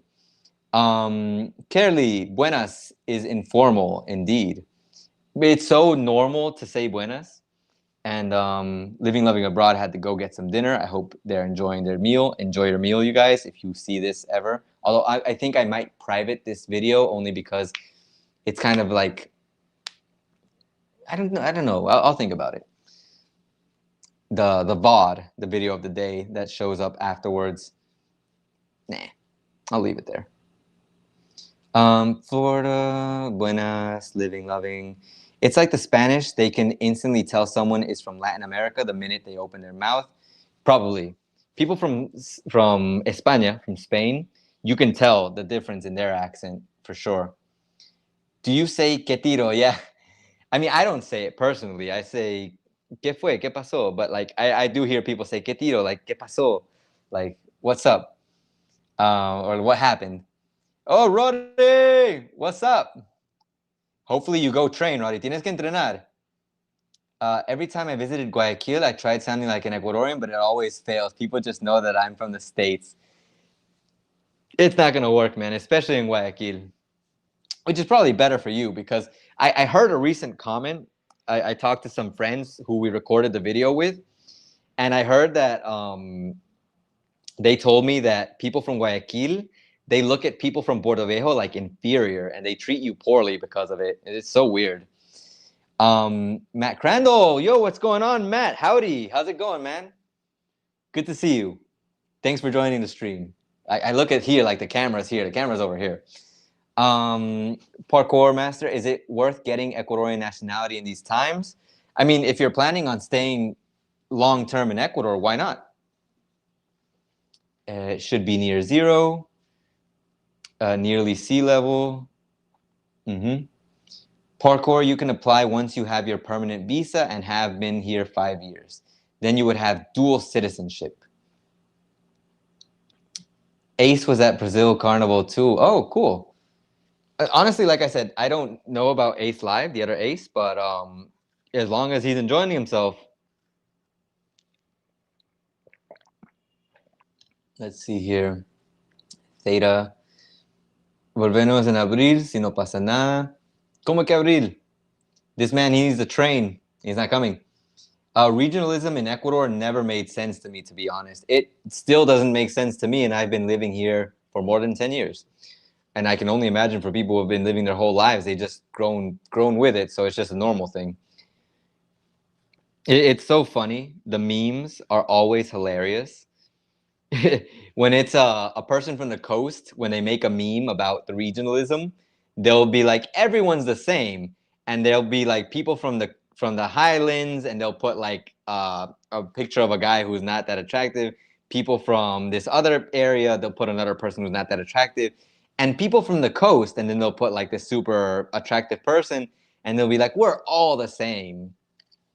And it's silly. It's silly. I at this point, I just feel like they know it's silly, like everyone knows it's silly, but they do it just because they want to have something to laugh at for a moment, you know? Postdata, ¿para cuándo la segunda parte de comida callejera? We do have to make another video, another street food video, otro video de comida callejera. Sería bacán. It would be cool. But I need to organize with Roddy. O sea, tenemos que organizar. Y no sé si voy a tener tiempo porque voy a trabajar en colegio ahora. I'm going to be working at a high school now, so I don't know if I'm going to have time to record a video. Because that video takes a long time. Ese video demora. Robert, regionalism is really common in many places where wages are somewhat minimum. I saw Ace live on, I think it was Life with David. I have no idea. I'm waiting to be invited on a show. On someone's show. I don't know whose show, but like it would be really cool to talk about some of the things over here with someone else.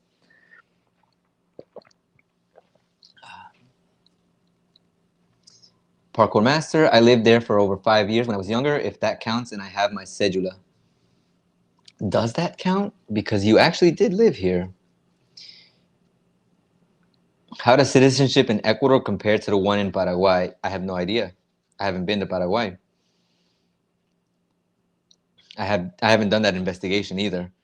What I would love to do is find someone, a creator from a different country in Latin America, and we could compare certain things, like do some extra research and just like give out information comparing certain things. Regionalism is super common. The food, the accents, the indigenous cultures, even the heights of the people are slightly different. I always feel like height is like the worst thing to compare because it's just so dependent on genes and like and people, for example, you could have a tall person from the highlands who married a short person from the coast, and you would think, oh, because the short person is from the coast, if you live in the coast, then the children have to be short. But if they decide to live on the coast and the child got the genes from the tall person, then they're just tall. So it's like saying, oh, it's because they're from the highlands that they're tall, or from the coast. Like, that would be such a hard thing to think of. The food, I will accept. There is such a big difference that there can be some regionalism because of that. Because like there's different foods and it just tastes different in every region. But like the height, not so much. The accents also, yeah, there's different accents for sure. And the indigenous cultures, that's just, of course. Ah, después que no querías trabajar. No, pues no quería. I really didn't want to work at a high school because it's just, it never makes sense for students to pass when you know you failed them. And it's not that you failed them because you don't like them or you didn't want to help, but because they don't do what they're supposed to do. So they have to fail so that they learn a lesson. But no, they pass. The only thing I know citizenship changes how you have a treated legally in Ecuador versus visa is if you have to vote. Ah, well, yeah, there's that. If you don't want to vote, don't become a citizen here. Although I do what I've heard before is that people who aren't citizens were allowed to vote, or is it just if they're a foreigner they're allowed to vote? I can't remember what the logic behind that was.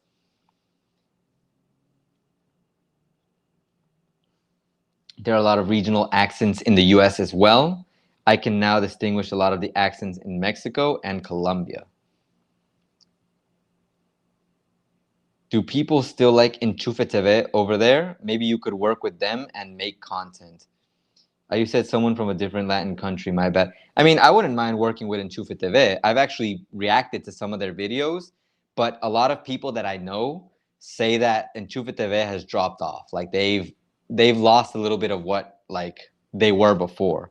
But I think that's normal. I don't think it's so much that they completely dropped off. It's more of a fact that the internet's just changed. Content creation has changed, and it's just a different format now, you know? I still think their content is good. I just don't dedicate myself to watch it because there's so many other things that I can watch instead of Enchufe TV. And even then, I'll still watch their videos. I just remember when it was a craze, more around the time when I got here, a little bit after. But yeah, working with them or working with someone from another country would be pretty cool. What if Gandalf married a hobbit lady? How tall would their kids be? The only thing I understand from genetics is that the dominant gene is always going to be what is shown, what comes out. But there is the chance, let's just assume if they had 100 kids, that a few of them would end up with the not the dominant gene. I forgot what the recessive gene, I think it was called. My Secret Art Sketchbook. Hello. There was a study about thiamine in diet contribute to growth hormone. I haven't heard that. I know growth hormone is produced by so many things, and we're talking about human growth hormone, of course. Exercise, good sleep, fasting produces growth hormone. So those are the things that I think of when it comes to growth hormone. Growing, that's just kind of luck. Like if you had good genes, then you're gonna grow.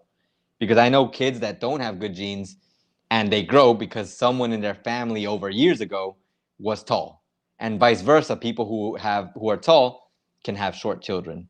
And then everyone blames it on because you're Latin American, because Latin Americans aren't tall to begin with, in I guess. So,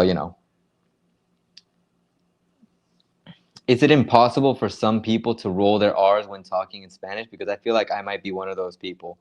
I mean, for me, it's not impossible. I just don't go through the hassle of doing it, I guess you could say. Because I could say carro, but I like to say carro because it's faster. And obviously, there's a big difference for people who know the language. But I'm like, I don't care because I feel like if you understood me, what I was trying to say, I think that's the important thing with communicating in Spanish. Did you understand? People are going to make fun of me for it. They do all the time. But as long as they understood me, I think I'm good. You can vote with a visa, but you have to vote with citizenship. Okay. So you can. So it's can versus must. Okay. I was wondering because I could have sworn once. I remember. So I asked, and I was told, and I understood that you can vote as a foreigner. So I was doubting. Jamie, but for sure. But I was told that getting citizenship in Paraguay gave American citizens tax breaks also. Well, another way to save money. My parents were both tall. I'm 6'5". Dang, Robert, you are super tall. Robert, that's a trap. Thiamin is B1, I think. I'm not sure. What do you think of Daniel Noboa? I think he's a great president. I think he's doing a good job. I keep looking at the screen. I think he's doing a good job. I just hope that he keeps doing a good job and there's no behind the scenes weird stuff going on so that we can keep reelecting him and hope for good things in the future. And okay, Robert, the sentence, el carro es caro.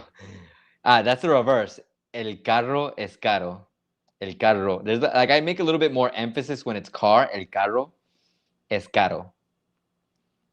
So basically, the car is expensive. So yeah, I have good thoughts. I have good things to say about Noboa. In general, I just hope once again nothing bad happens behind the scenes. And no, Robert, I know you know. I know you were just trying to troll me, or you were just trying to have fun with it. Because if I pronounce it like and people don't hear it, like el carro es caro, like people might not know. El carro es caro. Like they might think the reverse, or they might think that I said caro, which is the word for expensive, twice. So you have like rolling the R is important if you want to, like distinguish it. But like I just feel like most people understand me because I make a little bit of an emphasis. El carro es grande. The car is big. And people aren't going to think that I'm saying the expensive is big. I would hope not. You know?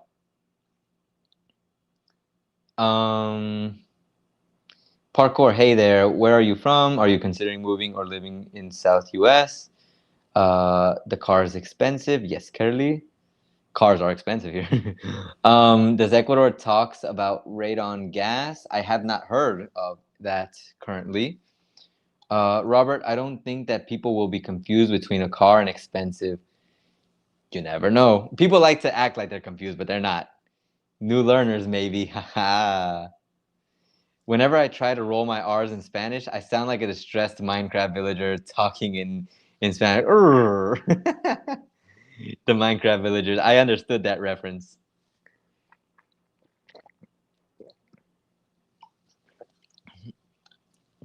I got made of so I got made so much fun of for typing tienes. I'm not gonna say that.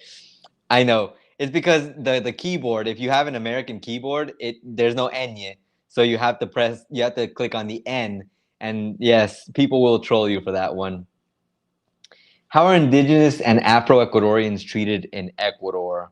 Depends on by who. In general, the consensus that I understand, if I wanted to look at it from that perspective, is that people who are upper class typically don't view anyone that aren't upper class in a good way. That's just the general consensus, like for the upper class. And in a more general sense, like all Ecuadorians, they are viewed a little bit less than everyone else. I view everyone the same, and like I really don't think about it too much because I feel like that's what everyone deserves, to be viewed in a similar way. But not everyone is like that, you know.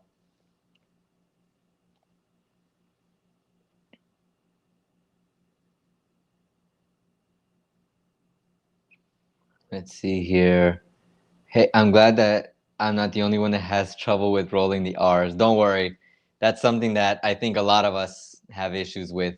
I just don't do it because I don't want to do it, but I could. But I feel like I would lose my American accent if I did. Well, not so much that. It's just I don't want to put in that little bit of extra effort. I don't see it necessary because most people understand me when I speak Spanish. Same as the US. I don't know if we're talking about the whole uh, indigenous and Afro-Ecuadorian situation, but if so, then yeah, it probably is. Try to copy a cat purring. Raro. Record. Rara rara. Rara rara. Do you think you would ever move back to the States if I had enough money? Maybe. But I mean, I have a hard time living here in Ecuador, so moving back to the States doesn't seem like a viable option. The good thing is I could at least say if I go back to the States, I could probably go 3 days without eating. I wouldn't want to do that frequently because whenever I fast for a long time, it does kind of like you like let me tell you how I view fasting aside from the health. Like I think fasting is super beneficial for your health because burns off unnecessary fat. You get to produce a different type of I guess energy, which is energy from ketosis, ketones and stuff like that. Especially since I do tend to do low carb. So it's like I do a lot of like fasting things and it has a lot of health benefits.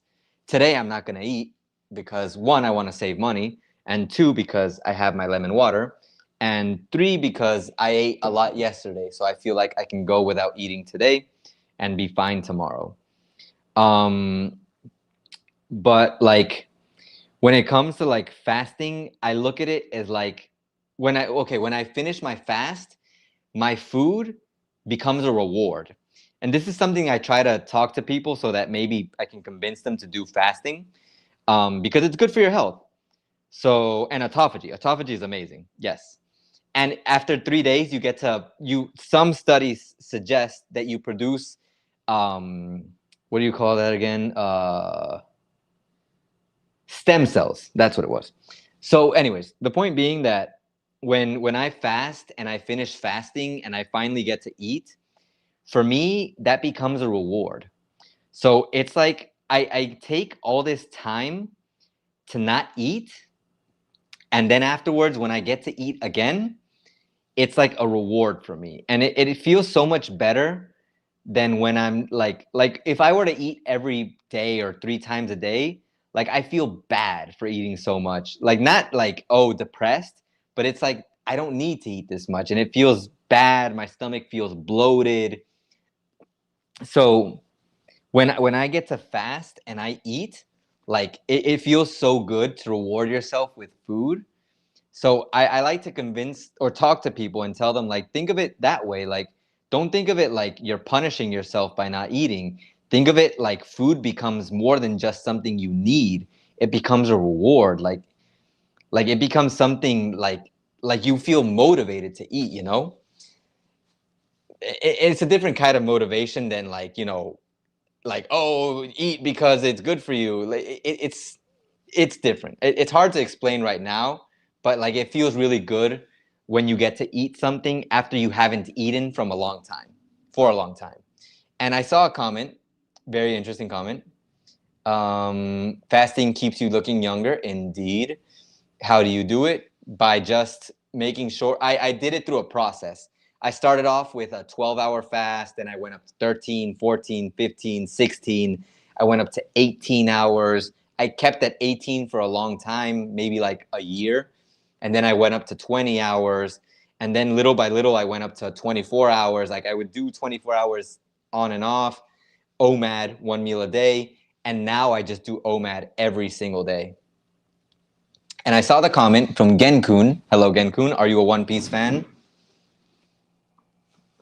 I don't know, Genkun. I don't know. Maybe I am. Maybe I'm not.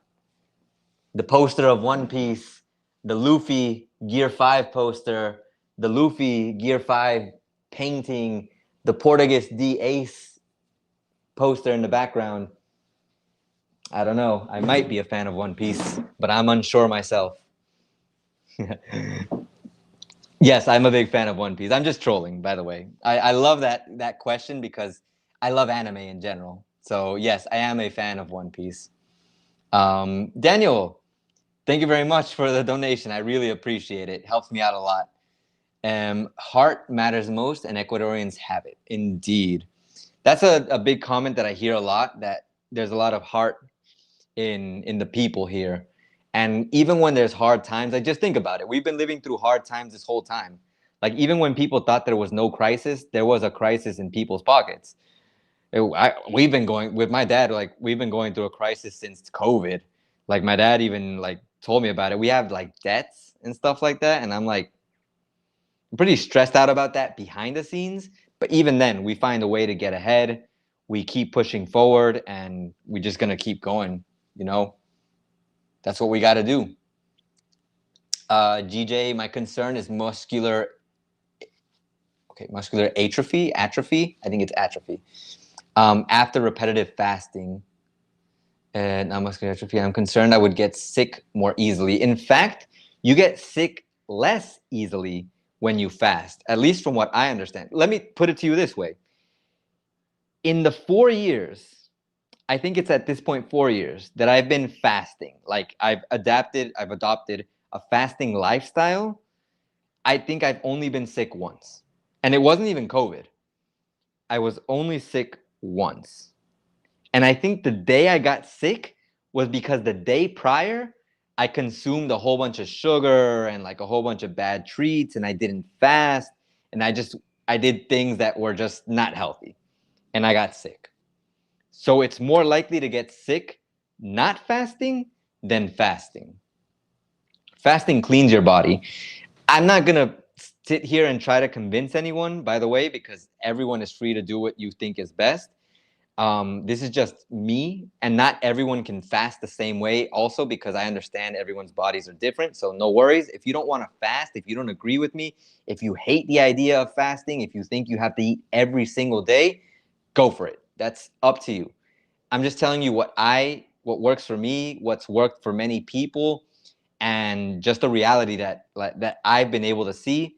I've been so healthy since I've been fasting, and I'm not like super muscular, but like I don't think I've gone down in muscle mass, because I do exercise. I can still do exercise. Like it's not like I fast and I can't exercise anymore. I'm still doing exercise, so I've been able to stay in shape as well. All right. Anyways, moving on. In both countries, and technically I do as well. It mainly shows that I'm not a foreigner every time I go there. Talking about learning Spanish, I think, and traveling here, parkour master with my secret art sketchbook. DJ Ortiz, and that my bone and my muscle will get weaker as a result of starvation. It's just, think of starvation. I like to think of starvation in two ways. Like starvation, like pure starvation, is when you don't have food and you can't eat because there's just no food for you, because maybe you can't afford it or there's no food available. Fasting is when you choose when you eat. You choose when you don't eat. Another way to look at it, everyday eating, the person who eats on a normal schedule doesn't choose when they eat. It's not like you choose when you eat. You eat when you just feel like it. like, and you have a schedule for it, of course, because like you eat breakfast, lunch, dinner, but it's like you don't have the choice. You just kind of like go ham, like you eat whenever. On the other hand, when you fast, you control the schedule of eating, and that's the important part. Well, that's one of the important parts. Carefully fasting for one day would make me feel weak. At the beginning, I did have complications as well. Like I wasn't used to it, of course. So I would feel like I think I need to eat because my body would ask me for food at the times it was used to getting food. Used to. And that's the key term. Well, the key words, I guess. Used to. You accustom your body to what you want it to do or what you want it to be like. So the more you eat, it's like a person that says, I need to eat 5 times a day. Yes, because you probably eat 5 times a day. So now you need to do it all the time. DJ shouldn't fast if you are underweight. Your body is smart and will use your fat and other unneeded tissues. Yes, Jamie, well said.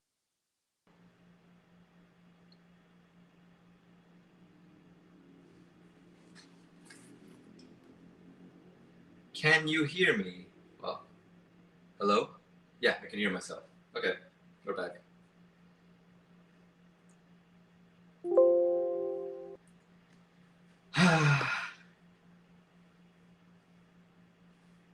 Yeah, it almost sounds like YouTube got kind of funky with the fasting talk. Dry fasting is really good too. If done for prolonged periods, it can reverse disease. But dry fasting is really hard. Yeah, so let me explain. Let me tell you guys what happened. So I usually, in order to do the live stream, to make my videos, I have the microphone set, right? This connects to the phone, and this is the mic. This ran out of battery. So if this is connected to the phone and it's not transmitting the audio, it dies. But I have my old microphone that I had, and it does basically the same thing. The difference is that this one comes with 2 microphones, so that way if I need to do interviews, like I can do that. And it was a gift from Don, which I will always appreciate. And the other one only has 1 microphone. So yeah. Oh yeah, and if this moves like this, it probably sounds weird. So, but I think this is also a good sign and probably a good time to maybe say, maybe end the stream since it died, since it's probably been a long time. How long have we been on stream? 2 hours. Why did it die so fast? Could have sworn I charged this to full battery. Normally it lasts at least 3. I appreciate everyone who took the time to stay for a while. So, well, I fixed that problem. But it's probably a good time to also end the stream. I guess I'll say a few final things before I end the stream. In regards to the channel, because I am planning on making an update video, but I guess I'll give like a minor update here. Like I said earlier, well, I guess a summary. First, the crisis, state of emergency, 30 more days. The crisis isn't as bad as it looks on the news, but it's not perfect. We saw the Reddit posts with the kidnappings. We saw that the situation basically behind the scenes, there's still problems. It's so many things that are still actually happening, you know? What else? In regards to traveling, you can travel. I do recommend traveling if you have the idea to travel. Just don't go to the dangerous places. I still cannot recommend Guayaquil. You can go there and be safe, but you can also risk a lot by going there. So don't risk it if you can avoid it. But if you have to go there, then just stay safe. What else? That is Guayaquil. Personal updates. I am planning on making the video series with my dad. The first video will be out as soon as possible. For members, as soon as it's ready, it will be out.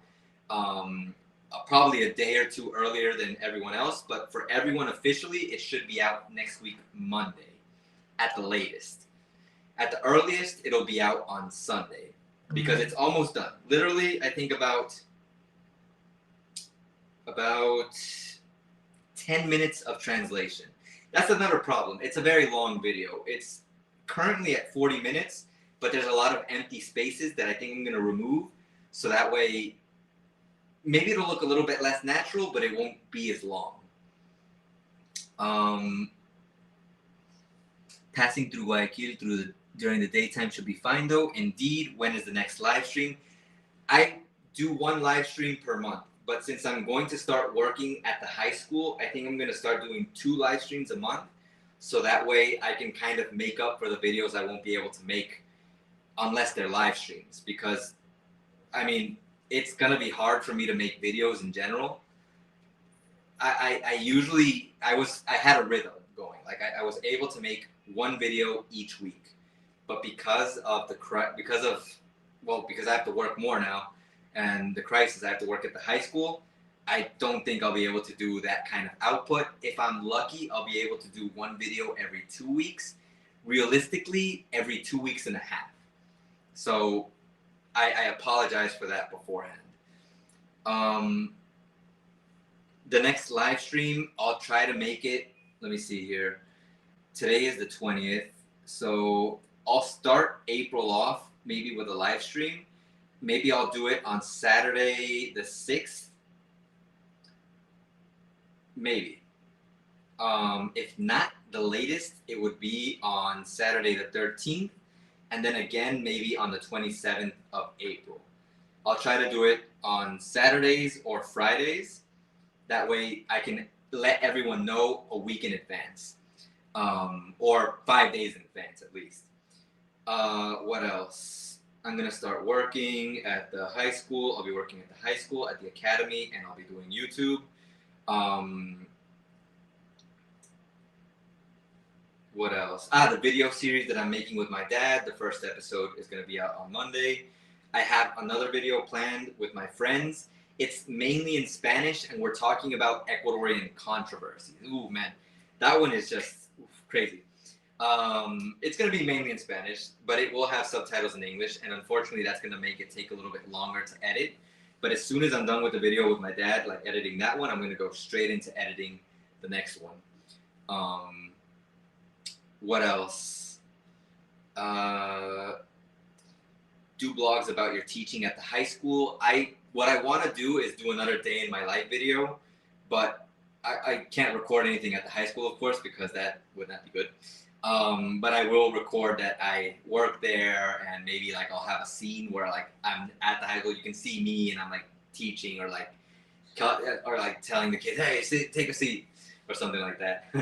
I think that'd be pretty funny. I had that idea, but I'm waiting for my schedule to be realistically the same the majority of the days, because it can't be a day in my life if the majority of the days aren't the same.